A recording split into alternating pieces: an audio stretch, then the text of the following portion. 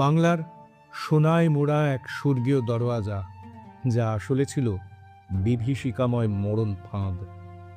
আজ মালদার দাখিল দরওয়াজার গল্প বলি, শুন। শত্রুকে জব্দ করার সবচেয়ে নিখুঁত কৌশল কি জানেন? তাকে একটি সোনার খাঁচায় বন্দি করা। আর এই সাইকোলজিক্যাল ট্র্যাপেরই সবচেয়ে বড় শিকার হয়েছিলেন মুঘল সম্রাট হুমায়ুন, মালদহের এই দাখিল দরওয়াজার ভিতরে প্রবেশ করে। কথিত আছে, ইলিয়াস শাহী বংশের সুলতান নাসিরউদ্দিন শাহের তৈরি 1500 শতকের এই বিশাল দাখিল দরওয়াজা ছিল প্রাচীন গৌড়ের প্রধান প্রবেশদ্বার। তৎকালীন গৌড়ের সীমানা আজকের মালদহ পেরিয়ে বাংলাদেশের রাজশাহী পর্যন্ত বিস্তৃত ছিল। 1538 সাল এই দরওয়াজা দিয়েই বিশাল মুঘল বাহিনী নিয়ে সগৌরবে গৌড়ে প্রবেশ করেন সম্রাট হুমায়ুন। কিন্তু তিনি জানতেন না, তিনি আসলে একটি মৃত্যুকূপে পা রাখছেন। এখানে লুকিয়েছিল আফগান সেনাপতি শেরশাহ সুরির এক মারাত্মক ওয়্যার স্ট্র্যাটেজি, প্রাচীন সামরিক নীতি।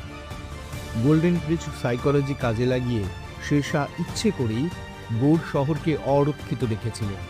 তিনি হুমায়ুনের জন্য এক মায়ার জগৎ তৈরি করেন, যাতে সম্রাট বিনা যুদ্ধেই জয়লাভের আনন্দে আত্মহারা হয়ে পড়েন। গৌড়ের সৌন্দর্য আর বিলাস ব্যসনে মগ্ন হুমায়ুন এই শহরের নাম রাখলেন জান্নাতাবাদ, যা পরিণত হবে এক সুকৌশলী সোনার খাঁচা বা জাহান্নামে। হুমায়ুন ছিলেন বিলাসপ্রেমী। সম্রাটের এই আয়েশি মানসিকতার সুযোগ নিলেন শেরশাহ, তাকে গৌড়ে বিনা বাধায় আসতে দিয়ে। বাংলার বর্ষাকাল শুরু হতেই মুঘলদের অবস্থা শোচনীয় হয়ে পড়ল। ঠিক এই মোক্ষম সময়ে শেরশাহ বিহার দখল করে মুঘলদের রসদ সরবরাহ এবং আগ্রা ফেরার সমস্ত রাস্তা পুরোপুরি কেটে দিলেন। ওদিকে আগ্রায় সম্রাটের সৎ ভাই মির্জা কামরান বিদ্রোহ ঘোষণা করল। মায়ার ঘুম যখন ভাঙল হুমায়ুনের, বুঝলেন তিনি চারিদিক থেকে আটকে পড়েছেন।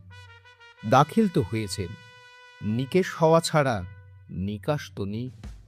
দিশেহারা সম্রাট এই দরওয়াজা দিয়ে চরম আতঙ্কে পিছু হটতে বাধ্য হলে পরিণতি চৌসার প্রান্তরে মুঘল বাহিনীর শোচনীয় পরাজয়।